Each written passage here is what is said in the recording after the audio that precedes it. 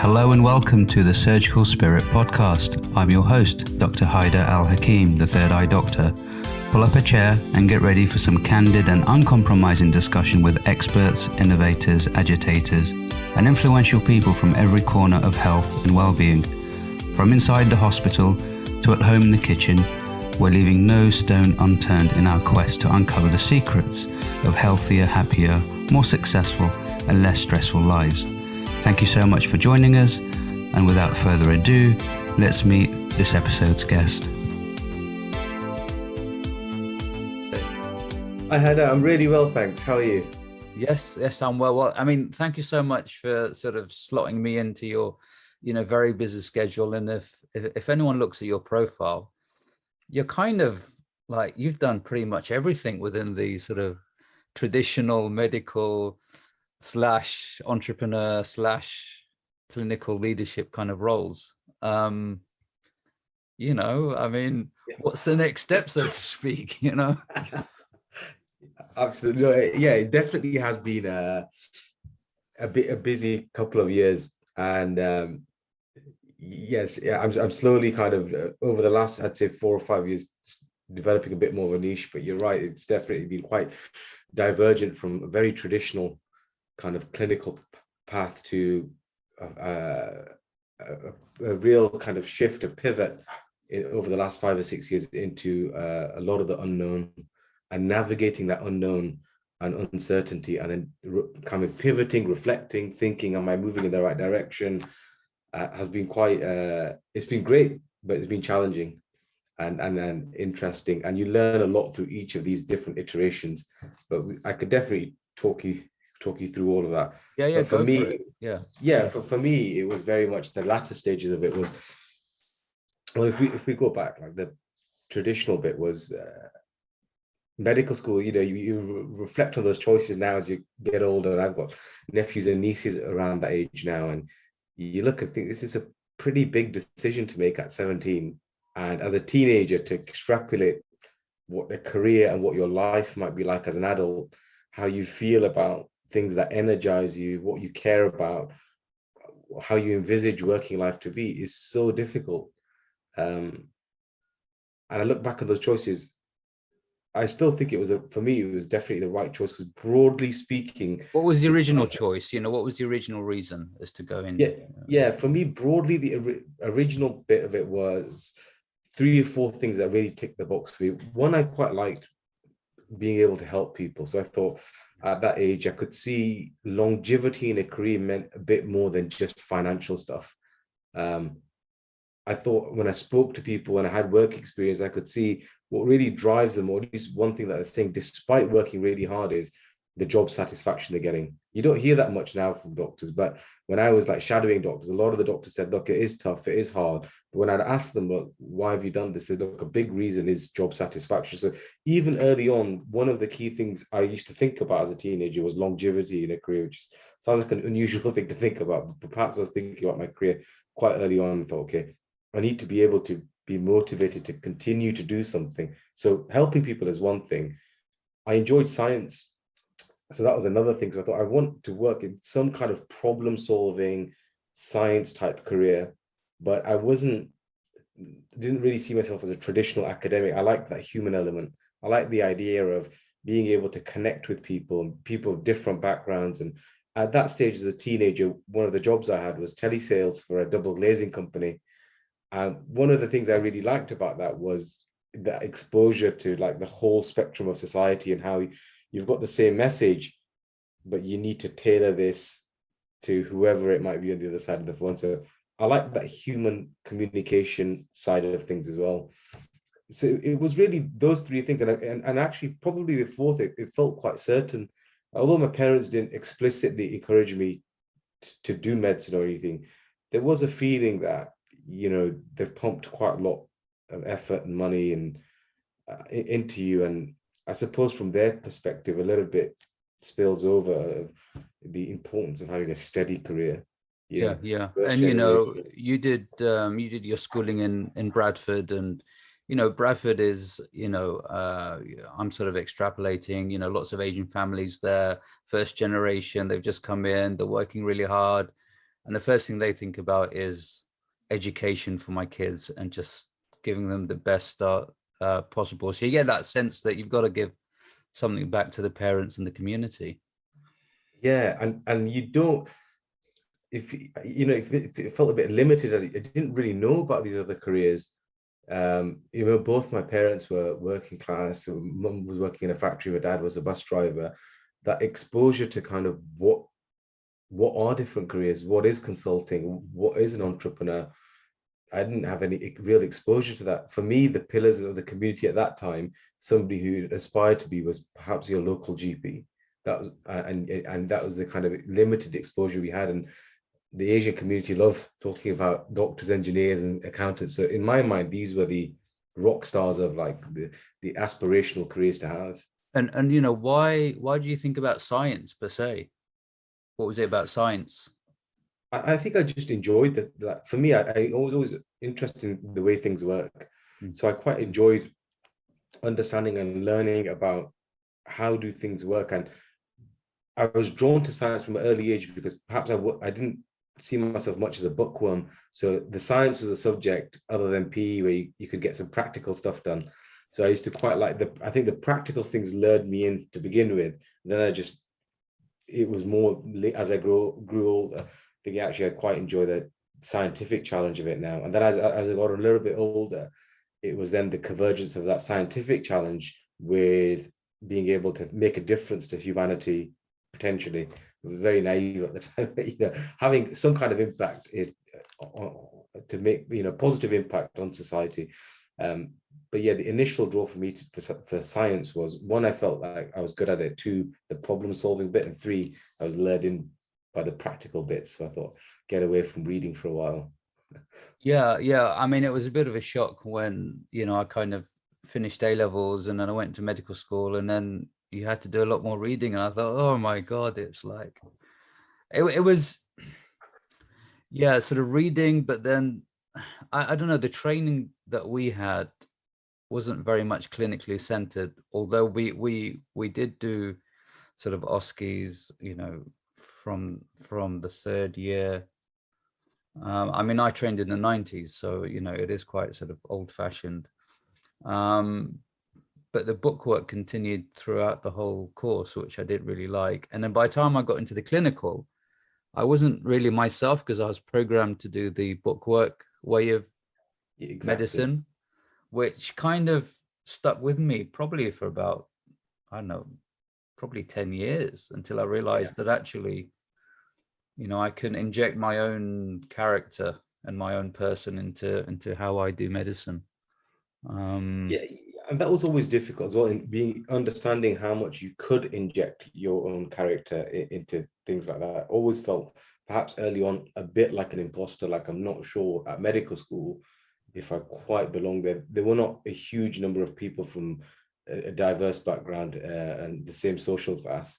And sometimes that on reflection, I think about that side of things as well, like how much of your whole self did I bring in those early years to myself?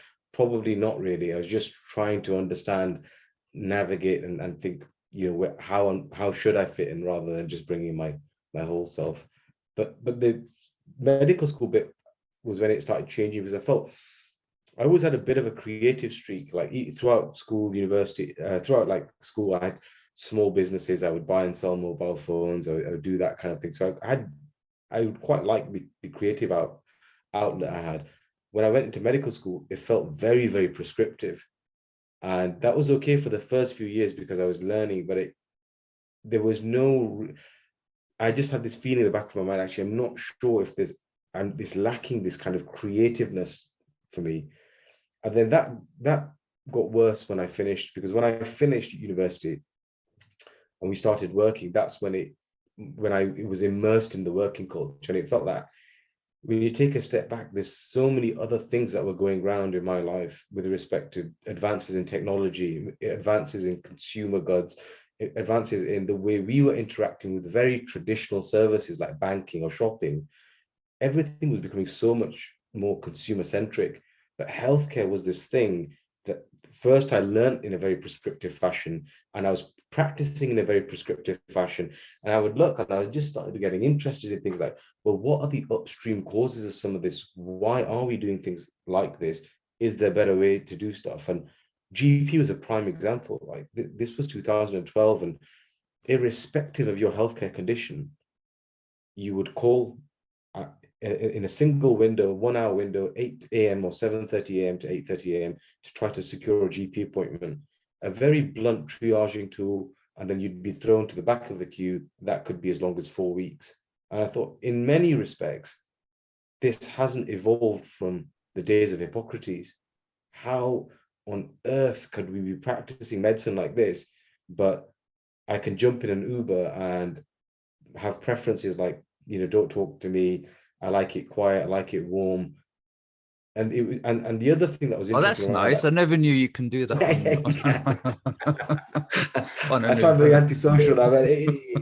Yeah, it was, and it just, and the other thing I felt, as particularly in GP, was everything felt reactive, and people were changing attitudes were changing. Consumer, like patients' agency was changing. They had things available to them now, like wearable technology, information on the internet. Everything was becoming very transparent, and they wanted to act to optimize themselves.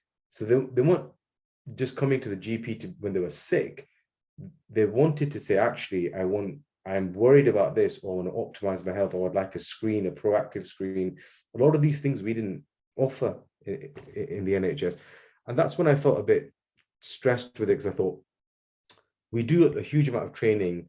It feels like a lot of it is reactive. It's very stretched. The culture's not great. Everyone seems a bit miserable, and the patients are not very happy.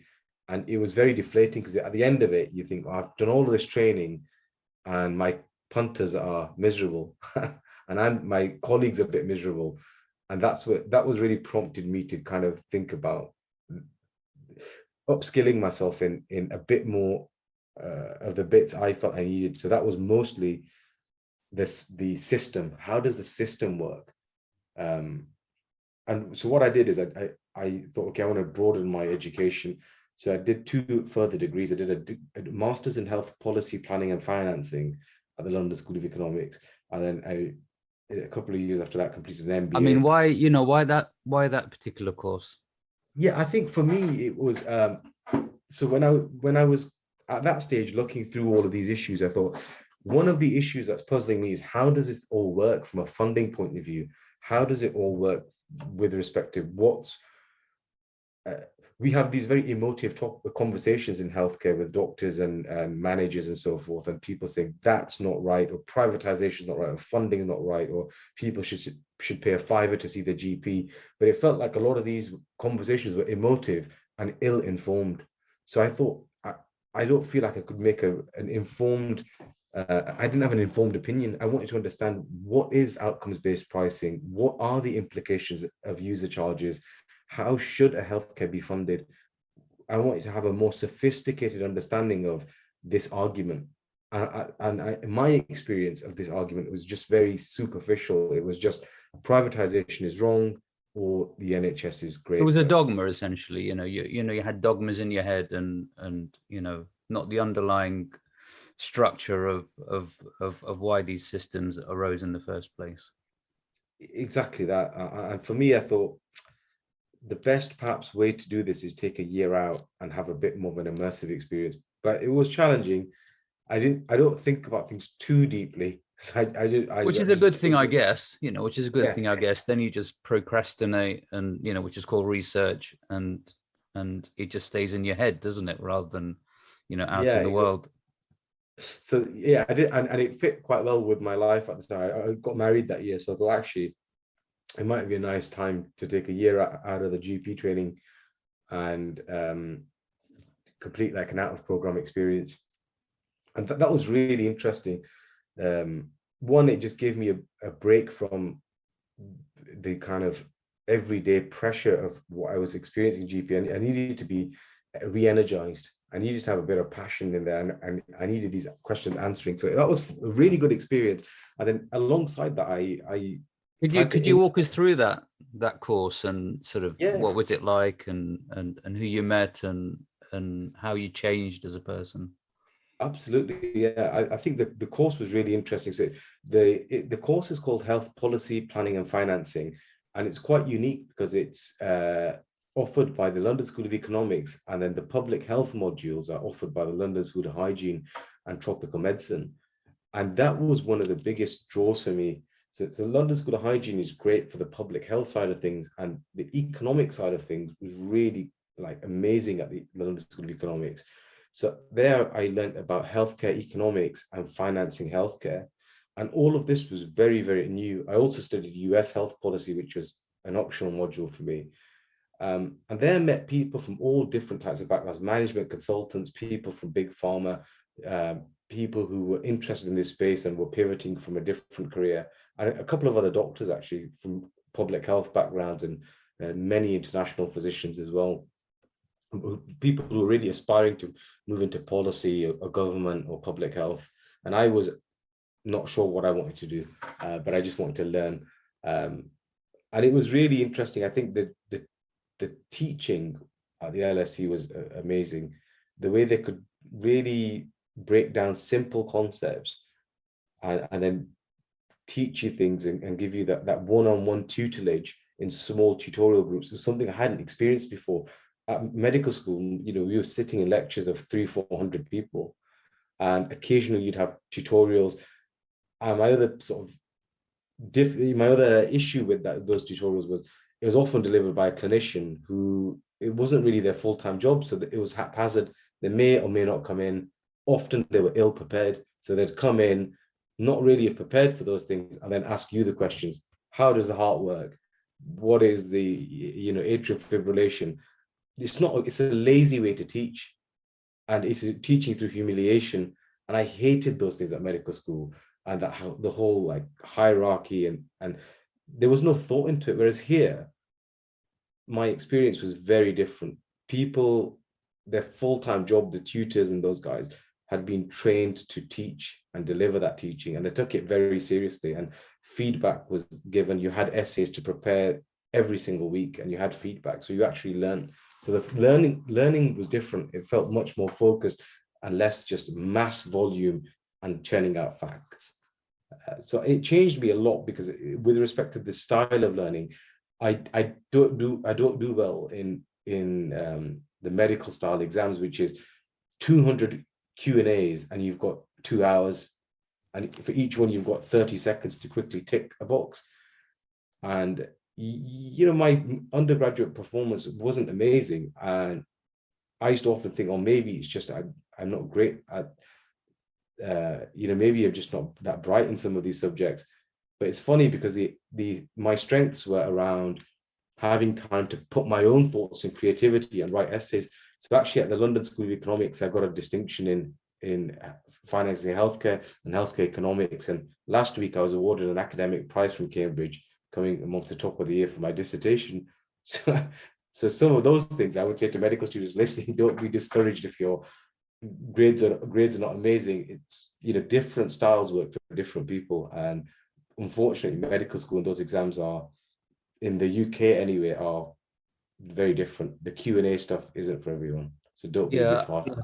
Yeah, I mean, I'm sure the sort of system's a bit different now, and they've taken that into account. There's sort of the whole immersive way of teaching and different styles of teaching.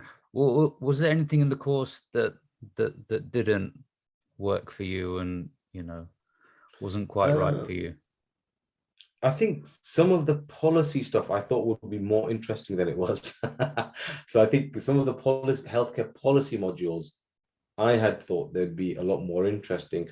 And I'm sure they were, but for me, I was more going through that course. I realized I was more interested in health economics and the peculiarities around economics when it meets healthcare, rather than like policy per se, which it felt like a much more lengthy process to get somewhere. So the economics and the financing side really sparked my interest. Well, it's that sort of original Taran, sort of Del Boy kind of genes within you. That's right. Yeah, exactly. How do you get the most bang for your buck, and how can we? What is yeah? It added a bit of like a rigor to that Del Boyness word, whereas like me Del thinking Boy about. with a Del Boy with a stethoscope. That's right. Yeah. So it was, but it was tough because after that I had to go back to GP training for a year. And you do feel like there's a whole sunk cost. Like this was my final year, and most people at that stage were like, "Oh, I'm finally done. I can crack on with my life now, and get through these exams, and that's it." And for me, it was a bit more impending doom, thinking, "Well, after this, I'm done. Like I'm only 30. Like, am I going to be able to do this job till 67?" And you're switching back from all these. So at the same time I did my master's, I thought I wanted to apply some of this knowledge immediately. So I concurrently served as a chief exec of a small charity, but it was a great opportunity because it was quite a senior role, but it was a small charity called Health Nation. But it allowed me to have so much exposure to other stuff and develop other skills and directly apply some of the health economics and policy stuff I'm doing and working with in the borough of Newham on obesity. But then when I went back into GP, it was a very sobering experience. It was like, right, this is very prescriptive. Crack on with this. Don't really care what you have to say. Get through this. And and small things started to annoy me, like things didn't work. You'd go into your room and some of your equipment wouldn't work. The way you'd have to do processes just seemed just a waste of time. I thought this is not. Increasingly, I became more and more annoyed at those things, as particularly since I'd experienced this newfound freedom. So I got through it, but then immediately, and I was thinking, look, the sensible part of my mind was thinking, finally, you've got a stable job, crack on. Your jump in salary is quite significant from registrar to consult to a qualified GP. It could be as much as 5 or 6 times your income. So you should be really excited. Like your expenses haven't gone up in a month, but your salary has gone up 5-fold. So I remember moving back to London, and I quite quickly found a job just by luck in a really nice area, Notting Hill. Great people, great team. End of the first month, I got my first paycheck 5 or 6 times more than, because as a locum GP, 6 times more than what I earned as a registrar. I just felt depressed. I thought, Yeah, your Del Boys was saying to you, "What are you doing here, mate? Come on, there's some big watches somewhere else." Well, I mean, it's not the money, but as you said, it's the creative you, isn't it? That's the thing that you can't really look. Most people are not creatives, and that's a fact.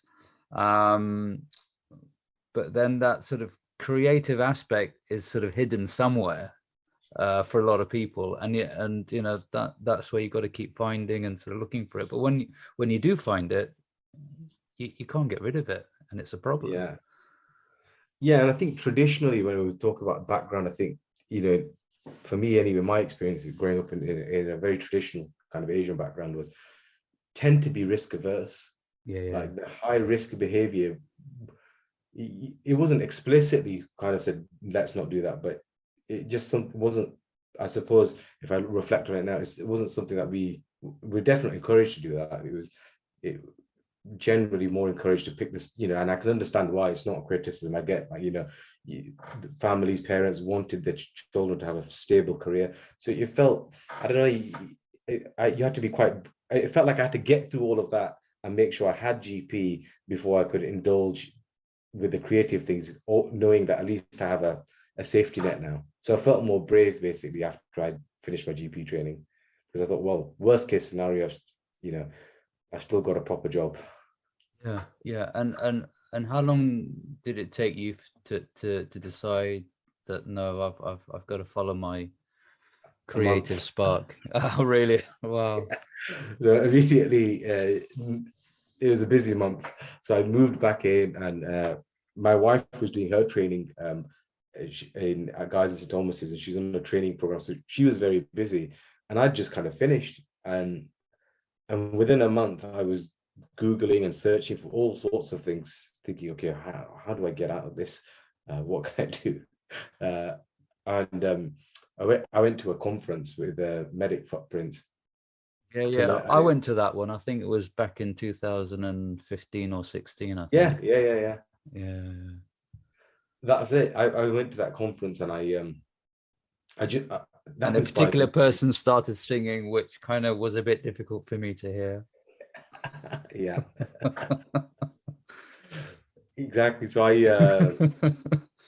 remember that. I think it was but going to that, kind of having that experience, it's quite eye-opening. I thought, wow, there's people who have been way more audacious than I've been, and they're very brave, and they've just gone for it, and they haven't thought about it too much. And I thought, you know what, I've now feel liberated somewhat with my risk. So long and short, that I met the now the CEO of Medicsport, but at the time he Zubair, who was setting up a telehealth company, and it was a small advert, and we got talking, and very early on he could see that actually some of my experience and my passion was very closely aligned with what he was doing and trying to set up.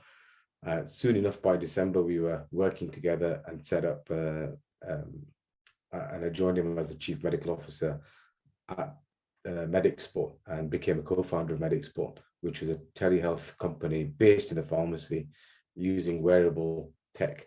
And that was an incredible experience, because Zubair at the time was doing his MBA.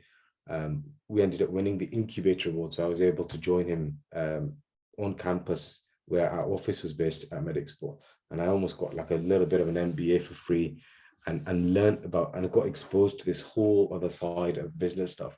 So traditionally, our skills were meant to complement each other. I was meant to bring the clinical medical director type role to the business, whereas he would be bringing the commercial acumen. But I soon realized actually my passion wasn't the clinical stuff. It was much more about propositions and how do we take this beyond what we were doing. It was a great opportunity. We grew the business. At the time, we were in 50 locations, and within a year, 14 months, we'd secured seed funding for $1 million and valued the company around $5 million. And at that stage, for me, it was quite tough, because you're not drawing a salary. And I had the option: either I can stay and see how this pans out over 4 years, or reduce my stake in the business and exit after the first year. And for me, it was more the latter. I thought, given where I am in life, I'm 3 degrees down, I need to earn some money. I've just moved back to London. I've got what I want out of my experience was great, but that level of risk I was a bit uncomfortable with. So we kind of parted ways very amicably. Zubair continued to do really well in the business, and I was headhunted to join Doctor Care Anywhere as their clinical director. So it really helped to transition my career very quickly. So at a very young age, I was kind of managing 100 doctors and 4 clinical managers, and effectively one of the most senior clinical people in that organization. And it was the clinical director of new ventures. So I was able to indulge in the stuff I really wanted to do, which was propositions, new ventures, and partnerships, and less on the medical director's front. And that was a terrific opportunity. I had really great mentors there.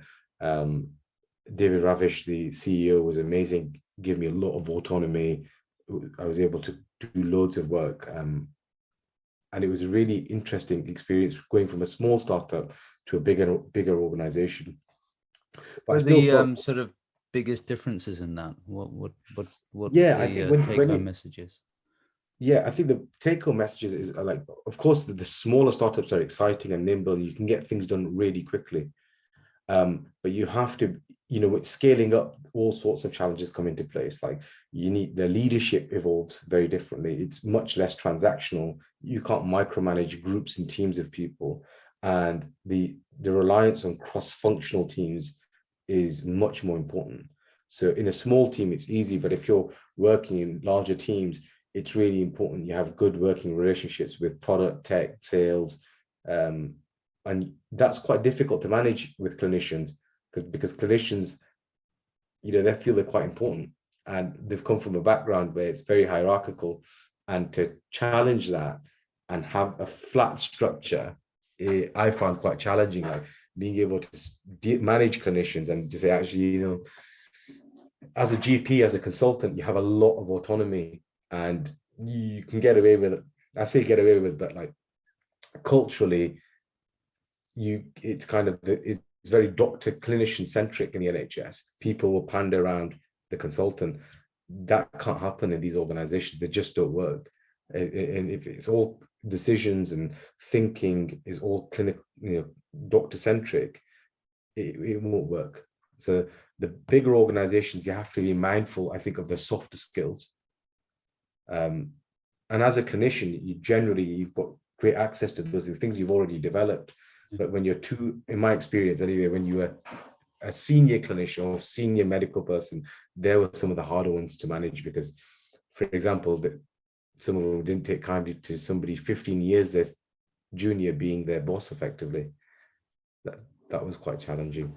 How did you overcome that shift, you know, going from sort of doctor centered to sort of organization centered and so-called, you know, soft skill centered?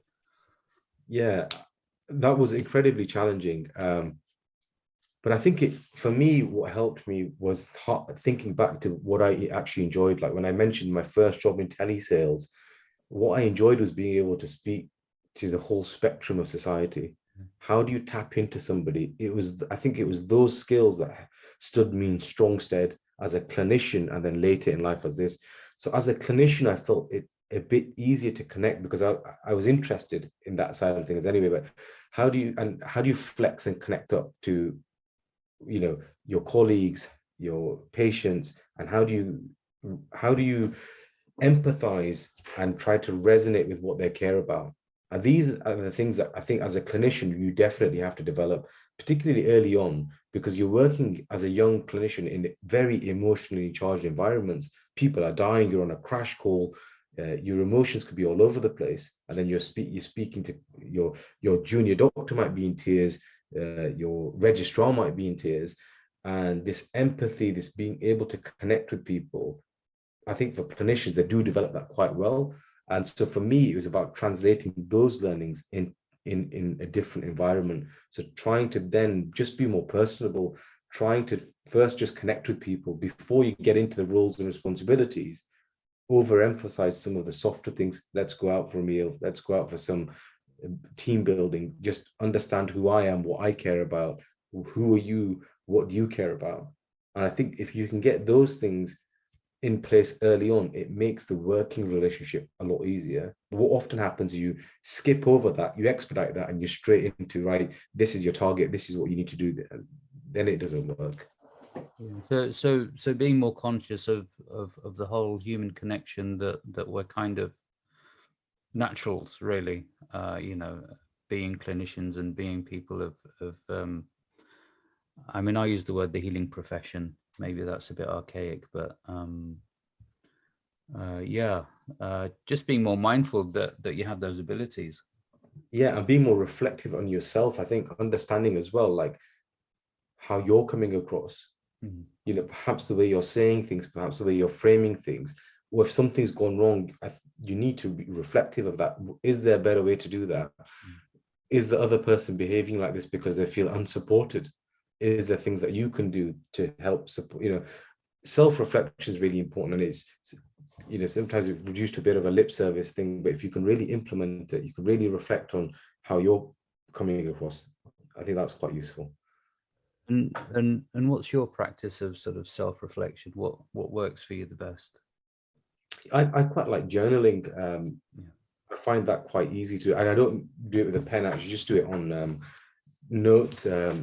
I do that quite regularly, and it helps me to decant some of the thoughts that perhaps I didn't think I was thinking about.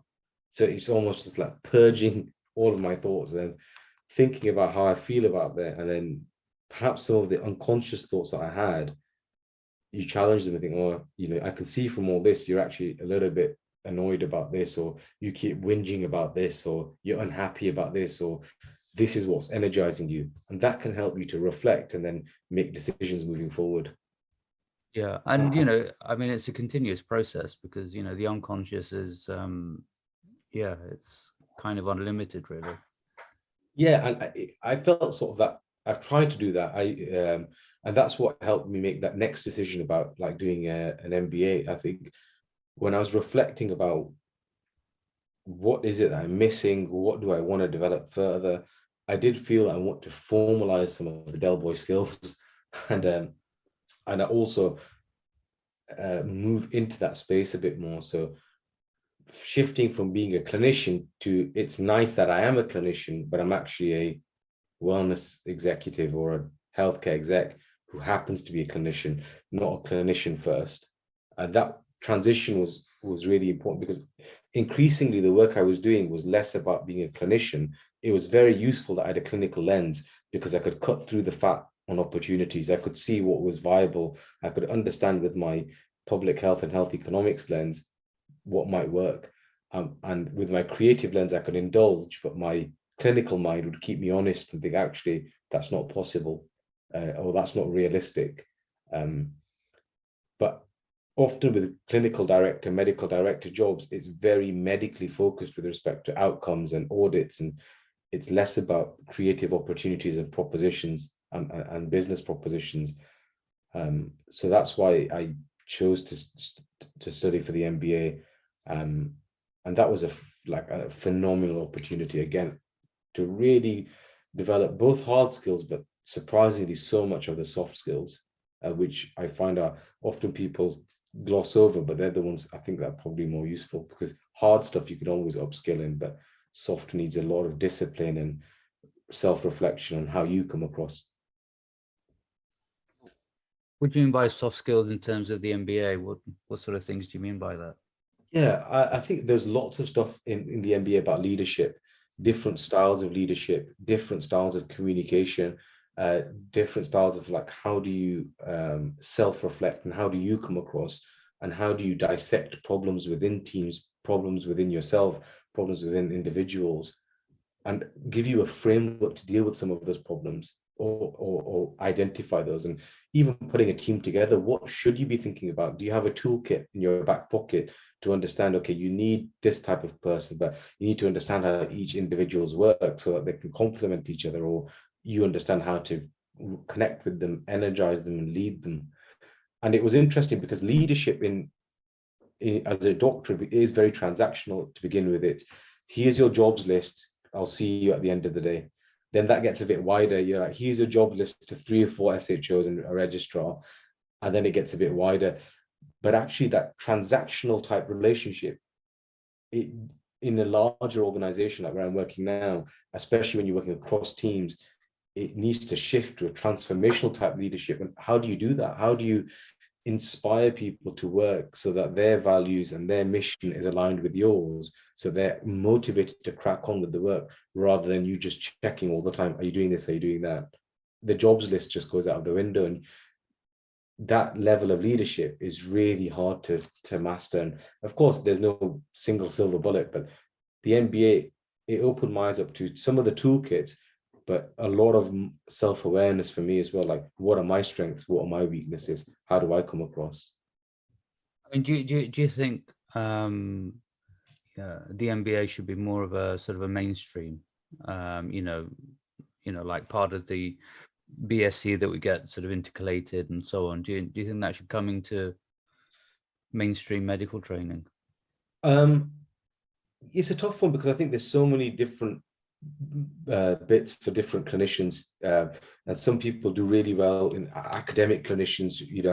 Why would they need an MBA if you're doing a PhD and you're doing all of that? But I think those clinicians who have assumed some form of leadership roles within an organization, it's exceptionally useful, because unfortunately what happens is senior clinicians may get promoted to those roles, but they'll lack those things in their toolkit. So they might be very academic, but leading an organization, of course, it requires the gravitas of the appropriate clinician, so they can have the authenticity to be there, but they may not be the best leader. They may not even have that in their toolkit. So for me, it would definitely be an advantage to offer some kind of MBA to students if they want to do it, but also to sponsor professionals, consultants to do an executive MBA. Like my MBA was done by the CEO of Guy's St. Thomas's Trust, Ian Abbs.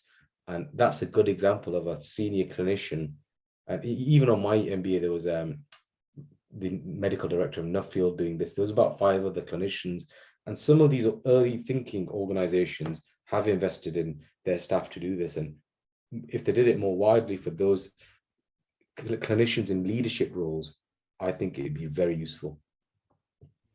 And was it more sort of, I mean, you know, you did mention that there was soft skills and sort of hard skills, and what kind of sort of percentage would you say, you know, was the course? Yeah, I think probably 30% was soft skills, yeah, and the rest was harder, but it varied so much. So you had accounting and finance, corporate finance, financial accounting, macroeconomics,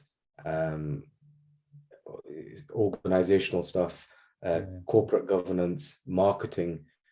And it was just, I really enjoyed it because it was stuff that I hadn't learned before. And you're a bit older, a bit more mature, so you really kind of want to be there instead of like. Yeah, I mean, I was going to say, I mean, if you spoke to me about 10 years ago about these things, I would have been horrified and like, I'll just start throwing up, you know, with those things that you've just mentioned. But, you know, once you kind of put in a position where, yeah, it's just beneficial for yourself and for the people around you and people that work under you and above you, it just makes absolute sense. And yeah, I guess that's the useful bit is, the idea is you're immediately implementing or should be implementing what you're learning into your organization. So it's a bit like, I suppose, if you're doing a surgical training program, for you to go regularly somewhere to help you optimize some of the procedures you're doing. So you're really struggling right now with some procedures, a cataract or wherever it may be, and somebody's giving you time out to say, guess what? Maybe this is the way that you should do fecomulsification to optimize this. This is the way to preserve the capsule. These are the cool techniques they're using in California right now. It was analogous to that, where like you have this toolkit and you could speak to other people and say, I'm struggling with this. They say, oh yeah.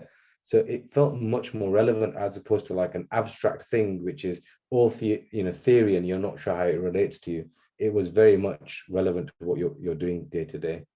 And also the networking must have been awesome.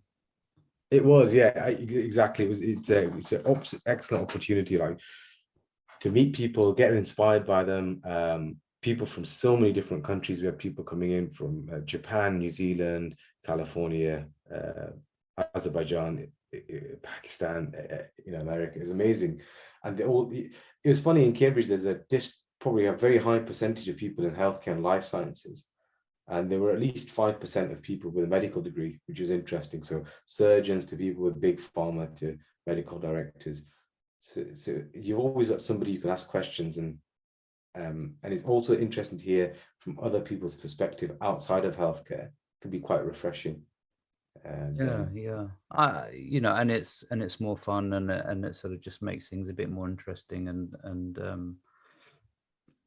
I mean, I like to be startled now and then, just to kind of jolt me out of my routine, because it just makes life that bit more less mundane. Have you thought of sort of going back to your sort of roots up north and doing some work there, or are you sort of based where you're based? Yeah, so I'm based in London now. I don't think I could move for work. So my work now, so I transitioned after the MBA into the health and wellness bit. So I'm now working for Holland and Barrett in their new function, which is the science and business function. So work dictates very much like where I am going to be, and my wife's a London-based consultant, so it's pretty impossible for us to probably go back. Although I don't miss the weather, but the people were great. Yeah. I mean, it's good in both places. I have no qualms about either places,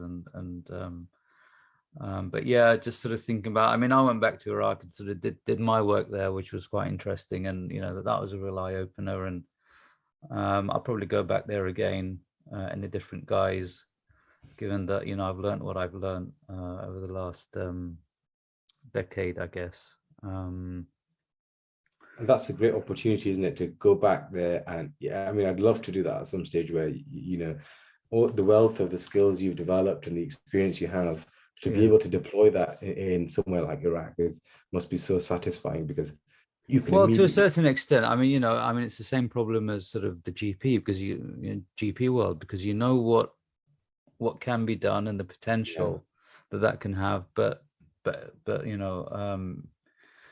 your wrists are shackled, so to speak, and you can't do anything, no matter how influential or however much soft skills you have, and sort of all these other things, and even financial clout and so on. For some reason, the system is just too authoritarian, and there's no way of changing it unless there's some massive revolution, change. But hey, it's I mean, there are things that, if I do go back, I would do totally different, and I'm sure the results will be different. But then obviously the problems will be different as well. So sort of keeps going around in circles.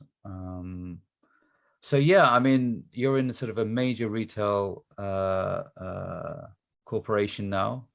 I know, everything gets recorded and everything sort of put down, sort of in the online world forever, so to speak. And that's part and parcel of the roles that we undertake. How's that been, sort of, because it's been like 7-8 months now since you started? It's been an amazing journey. It's definitely different. And for me, broadly speaking, my experience, the first third of it was very prescriptive clinical stuff, where I just went through the program, got CCT'd. The next 4 or 5 years were high growth startups. I did MedExport, Doctor Care Anywhere. I worked for a couple of other high growth startups, and I worked at MedBell, so all kind of VC backed, as chief commercial officer at MedBell. So all these were VC backed leadership roles, and I did my MBA and MSc at the same time. So the next stage was, I wanted to have the convergence of these two things. I wanted somewhere where I could apply medical stuff, but still apply that business acumen and the commercial side of things that I picked up in the last 5 years in high growth startups. And I also work in the proactive area, to less reactive, but somewhere where it converges those two things. And this is where Holland and Barrett had come in. So they've launched a new science and business function. And really, we're developing a number of strategies to help support consumers to make better and more informed wellness choices. And that includes a number of things like we've been trialing telehealth and diagnostics and projects in the store. And we've hired a number of clinicians over this last couple of months. I've got a science lead and a diagnostics lead, and we have our equivalent of a medical director of science as well, who's joined us from Aviva, Suba, who's great. So it's really interesting that although we're part of this huge corporate, we still have a very entrepreneurial spirit. So it gives you that license to be an entrepreneur, but it gives you a platform where you can have a profound reach. So we're in 1,600 locations across 20 countries or so. And it's really exciting. It's challenging because it's such a big organization, but the potential is really exciting. And I guess that, if you fail big, which is something that would play on my mind if I was in that position. Yeah, I mean, exactly. There's different pressures, and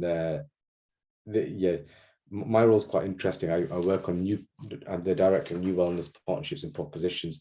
So I work directly under the chief science and business officer, and the scope is quite broad. So it's looking at new propositions on the horizon, what we do with potential testing and diagnostics, what we do with new ventures, and whether we want to invest in these things, and thinking of new propositions to work. So you're right. If you fail, you fail big, and people always ask me about the pressures of stuff, and I think it's just different pressures. When you're in a clinical role, it's equally, pressurized, and it's a different type of pressure, and this feels like a different type of pressure.